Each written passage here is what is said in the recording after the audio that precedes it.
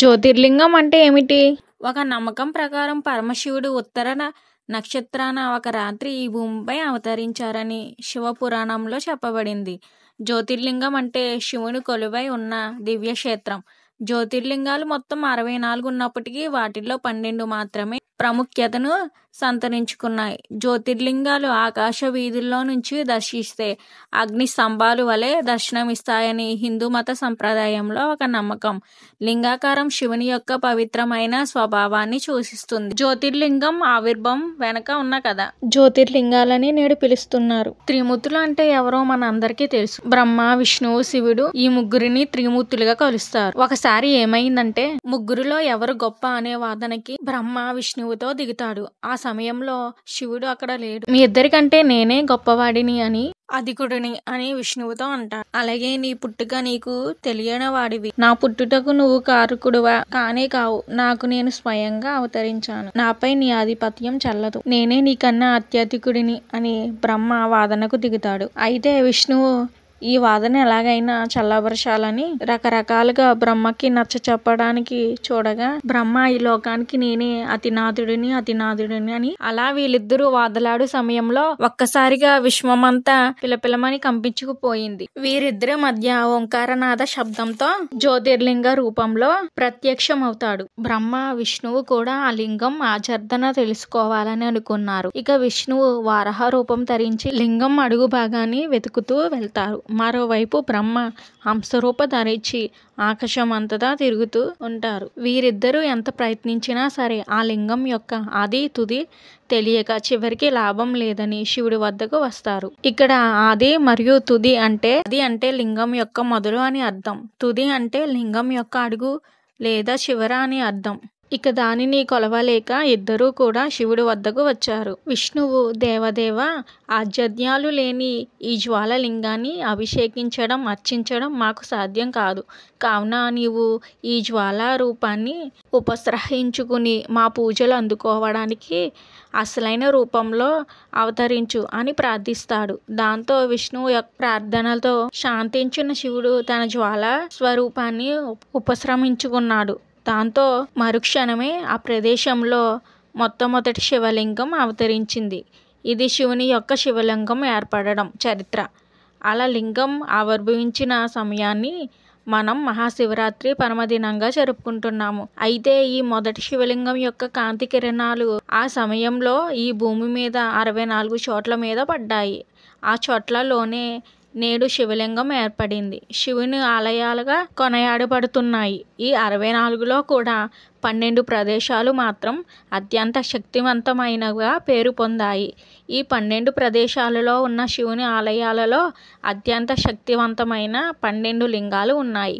ఈ 12 లింగాలను హిందువుగా పుట్టిన ప్రతి ఒక్క మనిషి కోరిక ఏంటంటే తన జీవితంలో ఒకసారైనా సరే 12 జ్యోతిర్లింగాలను చూడాలని కోరుకుంటారు. కారణం ఈ 12 జ్యోతిర్లింగాలను చూస్తే శివుడి కృప కటాక్షం లభించి ఆ హిందువులకు మోక్షం లభిస్తుందని హిందూ ప్రజల ప్రగాఢ నమ్మకం. అలాగే మహాశివరాత్రి సమయంలోనే ఈ జ్యోతిర్లింగాన్ని దర్శనమిచ్చుకుంటే 7 జన్మలు చేసుకున్న పాపాలన్నీ హరించుకుపోతాయని, అందుకే కనీసం ఇందులో ఒకటైనా సరే ప్రజలు దర్శించుకోవాలని అనుకుంటారు. సో ఇదే జ్యోతిర్లింగాలు ఉద్భవించుట వెనుకున్న చరిత్ర. ఇక ఇప్పుడు ఈ 12 జ్యోతిర్లింగాలు మన దేశంలో ఎక్కడ ఉన్నాయి, ఏ లింగానికి ఎంత ప్రాముఖ్యత ఉంది, ఏ లింగం ఏ రూపంలో పూజించబడుతుంది, అలాగే వీటి వెనుకున్న చరిత్ర ఏమిటి అనేది విషయాలన్నీ ఈ వీడియోలో చెబుతాను. మొదటిది గుజరాత్లోని శ్రీ సోమనాథ్ జ్యోతిర్లింగ దివ్యక్షేత్రం. గుజరాత్ రాష్ట్రంలోని ప్రభాస్ పట్టణ్ గ్రామం వద్ద సోమనాథ్ క్షేత్రం ఉంది. శివభక్తులు విరివిగా దర్శించే ఈ సోమనాథ్ క్షేత్రం ఎంతో ప్రాముఖ్యతను సంతరించుకున్నది. ఈ సోమనాథ జ్యోతిర్లింగ క్షేత్రం తొలి తీర్థయాత్ర కేంద్రంగా ప్రసిద్ధి చెందింది. శివపురాణం కథనం ప్రకారం చంద్రుడు ప్రజాపతి యొక్క 27 కుమార్తెలను వివాహం చేసుకుంటాడు. కానీ వారిలో రోహిణి పట్ల మాత్రమే అచంచల ప్రేమను ప్రదర్శిస్తుంటాడు. మిగిలిన పుత్రికలను పట్టించుకోవడం లేదని కలత చెందిన దక్ష ప్రజాపతి చంద్రుని యొక్క ప్రభ అందం నశించగలదని శపిస్తాడు. కలత చెందిన చంద్రుడు రోహిణితో సహా సోమనాథ్ చేరుకుని అచట స్పర్శలింగాన్ని ఎంతో నిష్ఠతో పూజ చేస్తాడు. తద్వారా శివుని అనుగ్రహాన్ని పొందిన చంద్రుడు తిరిగి కోల్పోయిన ప్రభని పొందాడు. అంతటా శివుడు చంద్రుని కోరికతో సోమనాథుడిగా అచట నుండి భక్తులు కోరిన కోర్కెలను నెరవేరుస్తున్నారు. అయితే కాలక్రమంలో ఈ జ్యోతిర్లింగం 16 సార్లు ధ్వంసం కావించబడినప్పటికీ తిరిగి జీర్ణోద్ధరణ పొందింది. రెండవ జ్యోతిర్లింగం శ్రీ మల్లికార్జున జ్యోతిర్లింగ దివ్యక్షేత్రం, ఆంధ్రప్రదేశ్. కృష్ణానది ఒడ్డిన శ్రీ శైల పర్వతం మీద ఉంది. దీనిని దక్షిణ కైలాసం అని కూడా పిలుస్తారు. శ్రీ మల్లికార్జున జ్యోతిర్లింగ క్షేత్రంలో పరమశివుడు శ్రీ మల్లికార్జునుడిగా మరియు పార్వతి భ్రమరాంబికగా కొలువై ఉన్నారు. అంతేకాకుండా ఏ జ్యోతిర్లింగ దివ్యక్షేత్రం గొప్ప శైవ క్షేత్రాలలో ఒకటిగా పేరుగాంచింది. ఈ దేవాలయంలోని ప్రధాన దేవతలు మల్లికార్జున మరియు భ్రమరాంబిక. శివ పురాణం ప్రకారం గణేశుడు కార్తికేయుని కంటే ముందు పెళ్లి చేసుకున్నాడు. ఇది కార్తికేయుని ఆగ్రహాన్ని కలిగించింది. ఆగ్రహించిన కార్తికేయుడు క్రౌంచ పర్వతానికి వెళ్ళిపోతాడు. దేవాతి దేవతలు అందరూ తనని ఓదార్చడానికి ప్రయత్నించారు, కానీ ఫలితం లేదు. అంతిమంగా శివ పార్వతులు క్రౌంచ పర్వతములకు వెళ్ళినప్పటికీ కార్తికేయును తిరస్కరణకు గురవుతారు. అలాంటి పరిస్థితిలో తమ కొడుకు చూసిన వారు చాలా బాధపడిన శివుడు జ్యోతిర్లింగ రూపాన్ని స్వీకరించి మల్లికార్జున స్వామి పేరుతో శ్రీశైల పర్వతం మీద నివసించాడు. ఈ పర్వతం యొక్క కొనను దర్శించినంత మాత్రానే అన్ని పాపాల నుండి విముక్తి కలగడమే కాకుండా జనన మరణ బంధం నుండి విముక్తులవుతారని భక్తుల నమ్మిక. మూడవది శ్రీ మహాకాళేశ్వర జ్యోతిర్లింగ దివ్యక్షేత్రం, మధ్యప్రదేశ్. ఉజ్జయినిలోని దట్టమైన మహాకాల్ అడవిలో క్షిప్రా నది ఒడ్డున ఉంది. మధ్యప్రదేశ్లోని ఈ జ్యోతిర్లింగం మధ్య భారతదేశంలో ఒక ముఖ్యమైన పుణ్యక్షేత్రం. ఈ జ్యోతిర్లింగం ఎలా ఉనికిలోకి వచ్చింది అనేది సంబంధించిన అనేక కథలు పురాణముల్లో చెప్పబడి ఉన్నాయి. ఓ కథనం ప్రకారం ఉజ్జయిని రాజు చంద్రసేన శివుడి భక్తుడు. మరోవైపు 5 సంవత్సరాల బాలుడు శ్రీకర్ తన రాజైన చంద్రసేన శివభక్తి ప్రేరేపితుడయ్యి శ్రీకర్ ఒక రాయి తీసుకుని శివుడిగా పూజించడం మొదలుపెట్టాడు. అనేక మంది ప్రజలు ఆయనను విభిన్న మార్గాల్లో విరమించుకోవడానికై తగు రీతిలో భంగపరిచే విధంగా ప్రయత్నించారు. కానీ ఆ బాలుడి శక్తి పెరుగుతూ వచ్చింది. తన భక్తితో ప్రసన్నుడైన శివుడు జ్యోతిర్లింగం రూపాన్ని ధరించి మహాకాల్ అడవిలో నివసించాడు. మహాకాళేశ్వర దేవాలయం హిందువులకు అతి ముఖ్యమైన దివ్యక్షేత్రముగా పరిగణించడంలో మరో కారణం. ఇది 7 ముక్తిస్థాల్ దేవాలయాల్లో ఒకటి. ముక్తిస్థాల్ అంటే అర్థం మానవ జన్మ నుండి విముక్త చేసే ప్రదేశం. 4వది శ్రీ ఓంకారేశ్వర జ్యోతిర్లింగ దివ్యక్షేత్రం, అత్యంత ప్రముఖమైన జ్యోతిర్లింగాలలో ఒకటి. జ్యోతిర్లింగం మధ్యప్రదేశ్లోని నర్మదా నదిలో శివపురి అనే ద్వీపంలో ఉంది. ఓంకారేశ్వర్ అంటే ఓంకార శబ్దానికి ప్రభువు అని అర్థం. హిందూ గ్రంథాల ప్రకారం ఒకప్పుడు దేవతలకు మరియు దానవులకు మధ్య యుద్ధంలో దానవులు గెలిచారు. అయితే దేవతలు శివుడికి ప్రార్థన చెయ్యగా వారి ప్రార్థనలతో సంతోషించిన శివుడు ఓంకారేశ్వర జ్యోతిర్లింగ రూపంలో ఉద్భవించి దానవులను ఓడించాడు. ఈ జ్యోతిర్లింగ దివ్యక్షేత్రం హిందువులకు అత్యంత పవిత్రమైనదిగా భావిస్తారు. 5వది శ్రీ వైద్యనాథ జ్యోతిర్లింగ దివ్యక్షేత్రం. ఈ వైద్యనాథ జ్యోతిర్లింగ దేవాలయం ఝార్ఖండ్లోని శాంటల్ పరగనాలలో దేగఢ్ ప్రాంతంలో వద్ద ఉంది.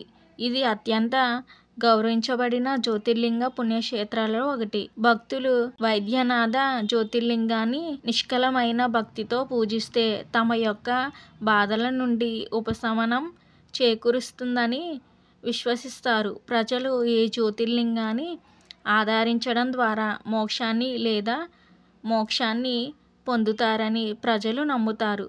ప్రముఖ పురాణ గాథల ప్రకారం రాక్షసుడు రావణుడు శివధ్యానం చేసి శివకృపను పొంది శివ భగవానుని శ్రీలంకను అజేయ రాజ్యం చేయాలని కోరాడు. రావణుడు తనతో మౌంట్ కైలాస్కు తీసుకెళ్లాలని ప్రయత్నించాడు, కానీ శివుడు దానిని చూర్ణం చేశాడు. రావణాన్ని తపస్సు కోసం అడిగారు మరియు దానిపై 12 జ్యోతిర్లింగాలకి ఇవ్వబడింది. అది భూమిపై ఉన్నట్లయితే అది శాశ్వతం వరకు ఆ స్థానానికి పాతుకుపోతుంది. శ్రీలంకను రావణ చేస్తున్నప్పుడు లార్డ్ వరుణ రావణుడికి శరీరంలోని ప్రవేశించాడు మరియు తనను ఉపశమనం కలిగించాల్సిన అవసరం ఉంది. లార్డ్ విష్ణువు ఒక కుర్రాడు రూపంలో వచ్చాడు మరియు ఈ సమయంలో లింగం పట్టుకోవాలని ఇచ్చాడు. ఏదేమైనా విష్ణువు నేల మీద లింగాన్ని ఉంచాడు మరియు అది అక్కడికక్కడికే పాతుకుపోయినది. తపస్సు యొక్క రూపంగా రావణ తన 9 తలను కత్తిరించాడు. శివుడు అతన్ని పునర్జీవించి శరీరానికి నాయకత్వం వహించాడు.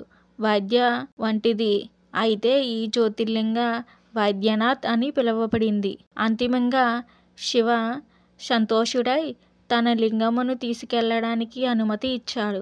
ఈ లింగమును ఎవరికైనా బదిలీ చేయవద్దని మహాదేవుడు సలహా ఇచ్చారు. తన లంక ప్రయాణంలో విరామం ఉండకూడదు. తన ప్రయాణ సమయంలో అతను లింగమును భూమి మీద ఎక్కడైనా నిక్షిప్తం చేసినట్లయితే అది ఎప్పటికీ ఆ స్థలంలో స్థిరంగా స్థాపించబడుతుంది అని హెచ్చరించాడు. లంకకు శివలింగంతో తిరిగి ప్రయాణమవుతున్నందుకు సంతోషంలో ఉన్నాడు రావణుడు. రావణుని అదృష్టం వేరే తలిచింది. దేవతలకు రావణుడు శివలింగాన్ని లంకకు తీసుకెళ్లడం ఎంతమాత్రం నచ్చలేదు. మహాదేవుడు శివుడు రావణుని రాక్షసునిగా నిలవడం దేవతలకు ఏమాత్రం నచ్చలేదు. వారు రావణాన్ని ఎదుర్కొనేందుకు ఒక ప్రణాళికను రూపొందించారు. వారు రావణునికి ఒడ్డులోకి వరుణ్ణి కోరారు. అందువల్ల రావణుడు నీటిని విడుదల చేయడానికి ఆవశ్యకతను తెప్పించింది. అతను తాత్కాలికంగా లింగంను ఎవరికి అప్పగించాలో వెతకడం మొదలుపెట్టాడు. బ్రహ్మణుని ముసుగులో విష్ణువు రావణునికి ముందు కనిపించాడు. రావణుడు లింగం బ్రహ్మణునికి అప్పగించారు. దురదృష్టవశాత్తు రావణుడు తనను వేధిస్తున్న కార్యక్రమాన్ని ముగించే సమయంలోపే బ్రాహ్మణుడి ఈ భూమిపై నిలుపుగా శివలింగం ఆ ప్రదేశంలోనే శాశ్వతంగా స్థాపించబడుతుంది. ఈ ప్రాంతమే ప్రస్తుతం ఈ బద్రీనాథ్ జ్యోతిర్లింగ క్షేత్రం. రావణుడు అచ్చట స్థాపించిన లింగాన్ని అంగుళం కూడా కదపలేకపోయాడు. ఇది అతన్ని నిరాశపరిచింది.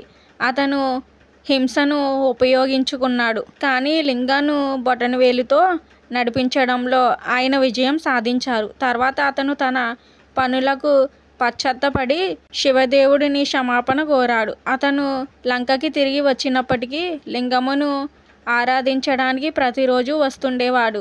ఇది ఇప్పటికీ కొనసాగుతుంది. ఈ ప్రదేశంలో రావణుడు భూమిపైకి వస్తున్న ప్రదేశాన్ని మరియు లింగం ఉంచిన ప్రదేశం బద్రీనాథ్కు ఉత్తరంగా 4 మైళ్ళ దూరంలో ఉన్నది. ప్రస్తుతం దేయోఘర్ మరియు లింగం కూడా బద్రీనాథ్ జ్యోతిర్లింగం అని పిలువబడుతుంది. శివపురాణంలో చెప్పినట్లుగా బద్రీనాథ్ పేరును రావణ చరిత్రను కలిగి ఉంది. 6వది శ్రీ భీమశంకర జ్యోతిర్లింగ దివ్యక్షేత్రం, మహారాష్ట్ర, పుణే. మహారాష్ట్ర పుణేలోని సహ్రద్ది ప్రాంతంలో ఉంది. ఇది భీమా నది ఒడ్డున కలదు. ఇది ఈ నదికి మూలం. ఈ జ్యోతిర్లింగం ఉనికి గురించి పురాణం కుంభకర్ణ కుమారుడు భీమ కాలం నాటిది. భీముడు తాను కుంభకర్ణుని కుమారుడని తెలుసుకున్నంతనే తన తండ్రిని రామావతారంలో విష్ణువే వధించేనని తెలుసుకుని విష్ణువుపై ప్రతీకారంతో రగిలిపోయాడు. బ్రహ్మ తృప్తి కొరకై కఠోర తపస్సు చేశాడు. బ్రహ్మదేవుడిని తృప్తిపరిచి అపార శక్తిని సాధించడంతో భీమ ప్రపంచ నాశనాన్ని ప్రారంభించాడు. అతను శివుడు కమృతేశ్వర్ యొక్క భక్తుడికి ఓడించి అతనిని నేలమాలిగలో ఉంచాడు. ఈ దౌర్జన్యానికి ముగింపు పలకడానికి శివ భగవంతుడిని కోరుతూ దేవతలందరూ ప్రార్థించారు. అనంతరం జరిగిన యుద్ధంలో చివరకు రాక్షసుడైన భీమని శివుని ఆగ్రహజ్వాల బూడిదగా చేసింది. ఈ ప్రదేశాన్ని శివుని క్షేత్రంగా చేసుకోమని దేవతల ప్రార్థనపై శివుడు భీమశంకర్ జ్యోతిర్లింగగా తనను ప్రత్యక్షంగా ప్రదర్శించాడు.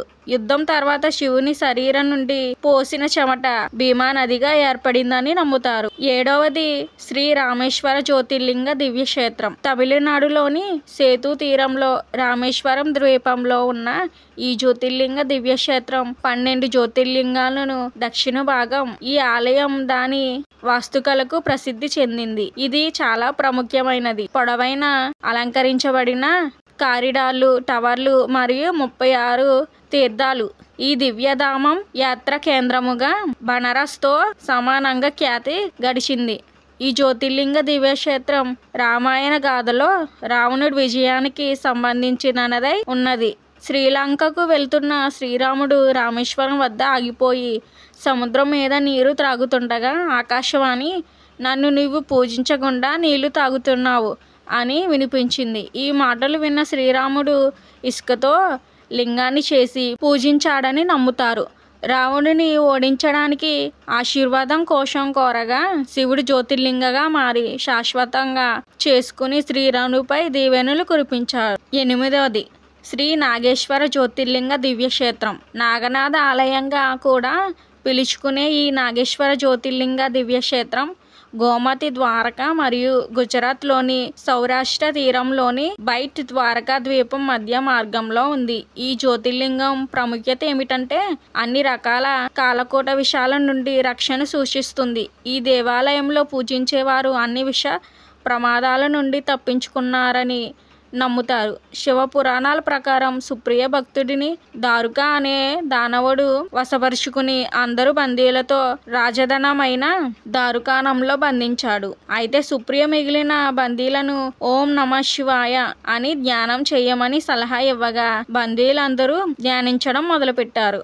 ఇది విని కోపంతో రేగిపోయిన డాకరుడు రెచ్చిపోయి సుప్రియను చంపబోగా పరమశివుడు ప్రత్యక్షమై దారకుడిని అంతమొందించెను. ఈ విధంగా నాగేశ్వర్ జ్యోతిర్లింగ ఆవిర్భవించింది. 9వది శ్రీ కాశీ విశ్వనాథ్ జ్యోతిర్లింగ దివ్యక్షేత్రం. ప్రపంచంలోని అత్యంత గౌరవించే ప్రదేశం కాశీ. ఇది పవిత్ర నగరం రద్దీగా ఉండే వారణాసిలో ఉంది. వారణాసి యొక్క కనుమలు మరియు గంగా కంటే యాత్రికులకు భక్తి దృష్టి ఉంది. బనారస్లో ఇతర దేవాలపై దాని ఆధిపత్యాన్ని చూపించిన మొట్టమొదటి జ్యోతిర్లింగం. భూమి యొక్క అంతర్భాగాన్ని చీల్చుకుని స్వర్గానికి కాంతులు పంచిందని నమ్ముతారు.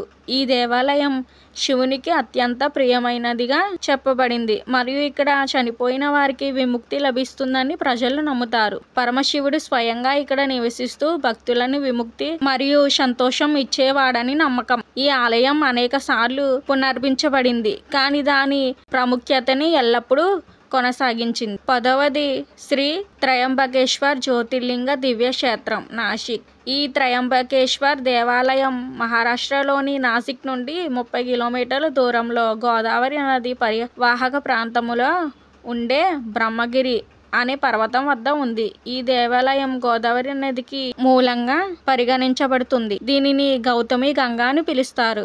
ఇది దక్షిణ భారతదేశంలో అత్యంత పవిత్ర నది. శివ పురాణం ప్రకారం గోదావరి నది కోరికపై గౌతమ్ ఋషి మరియు శివుని అనుగ్రహం పొందిన ఇతర దేవతలు ఇచ్చట కొలువై ఉండాలని నిర్ణయించి ఈ ప్రాంతానికి త్రయంబకేశ్వర్ పేరు నిర్ణయించారు. అయితే గౌతమ్ ఋషి వరుణ దేవుడిని నుండి ఒక గొయ్యి రూపంలో ఒక వరం సంపాదించాడు. దాని నుండి అతను తృణధాన్యాలు మరియు ఆహార అనంతమైన సరఫరా పొందుతుండేవారు. ఇది గమనించిన ఇతర దేవతలు అతనిపై అసూయ పడ్డారు. వారు గౌతమునిని ధాన్య నగరంలోని ఒక ఆవుని పంపించారు. ఈ గోవు పొరపాటున గౌతమ ఋషి చేత హత్య చేయబడింది. ఆ ప్రదేశము శుద్ధీకరించుటకు ఏమైనా చెయ్యమని శివుని అడిగాడు గౌతముడు. శివుడు గంగను భూమిని పవిత్రంగా చేయడానికి రమ్మంటాడు. తద్వారా గంగ పక్కన త్రయంబకేశ్వర్ జ్యోతిర్లింగగా కొలువై భక్తులు కోరిన కోరికలు తీర్చుకున్నారు. మహారాష్ట్రలోని ఈ జ్యోతిర్లింగం ప్రతి ఒక్కరి కోరికలు నెరవేరుస్తుందని హిందువులు విశ్వసిస్తారు. 11వది శ్రీ కేదార్నాథ్ జ్యోతిర్లింగ దివ్యక్షేత్రం. భారతదేశంలోని అతి పవిత్రమైన యాత్రా స్థలాల్లో ప్రాముఖ్యమైనది శ్రీ కేదార్నాథ్ దేవాలయం. హిమాలయ పర్వత శ్రేణిలో 12,000 అడుగుల ఎత్తున కేదార్నాథ్ అనే పర్వతం పై ఉంది. ఇది హరివార్ నుండి సుమారు 150 మైళ్ళ దూరంలో ఉంది. జ్యోతిర్లింగానికి చెందిన ఈ ఆలయం ఏడాదికి 6 నెలలు మాత్రమే తెరవబడి ఉంటుంది. ఇచ్చట సంప్రదాయం ఏమిటంటే కేదార్నాథ్ తీర్థయాత్రలకు వెళ్ళినప్పుడు భక్తులు మొదట యమునోత్రి మరియు గంగోత్రి సందర్శించి అచ్చటి నుండి పవిత్ర జలాలు కేదార్నాథ్కి అభిషేకిస్తారు. పురాణాల ప్రకారం విష్ణు భగవానుడిని అవతారంలోన నర నారాయణుల యొక్క తీవ్ర తపస్సుకు మెచ్చి శివుడు జ్యోతిర్లింగ రూపంలో కేదార్నాథ్లో శాశ్వత నివాసం తీసుకున్నాడు. ఈ ప్రదేశంలో ప్రార్థిస్తూ తన కోరికలు నెరవేరుతాయని ప్రజలు నమ్ముతారు. 12వది శ్రీ గుష్వేశ్వర్ జ్యోతిర్లింగ దివ్య క్షేత్రం. మహారాష్ట్రంలోని ఔరంగాబాద్ సమీపంలోని దౌలతాబాద్ నుండి 20 కిలోమీటర్ల దూరంలో ఉన్న వేరుల్ అనే గ్రామంలో శ్రీ గురునేశ్వర జ్యోతిర్లింగగా ఉంది. అజంతా ఎల్లోరా గుహల్లో ఈ ఆలయాల సమీపంలో ఉన్న ప్రసిద్ధి పర్యాటక ప్రదేశం. వారణాసిలోని కాశీ విశ్వనాథ్ ఆలయాన్ని పునర్నిర్మించిన అహల్యాబాయ్ గోల్కర్ ఈ ఆలయాన్ని నిర్మించాడు.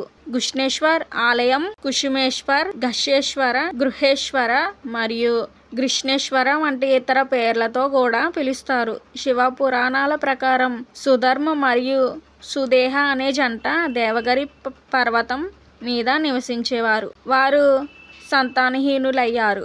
అందువలన సుదేహ ఆమె సోదరి గుష్మాను సుధర్మతో వివాహం జరిపించింది. సుధర్మ మరియు గష్మ జంటకు ఇది సుదేహాలలో అసూయ రగిలించింది. ఈర్ష్యతో సుదేహ కుమారుడిని నదిలో పారవేస్తుంది. ఈ ప్రాంతంలోనే గుష్మ 101 లింగాలను నిమజ్జనం చేసింది. గుష్మ అందుకున్న శివుడు తిరిగి ఆమె కుమారుడిని ఆమె వద్దకు చేర్చగా సుధర్మ కోరికపై ఇక్కడే జ్యోతిర్లింగగా ఆవిర్భవించి శ్రీ గుష్వేశ్వర్ జ్యోతిర్లింగగా అవతరించాడు.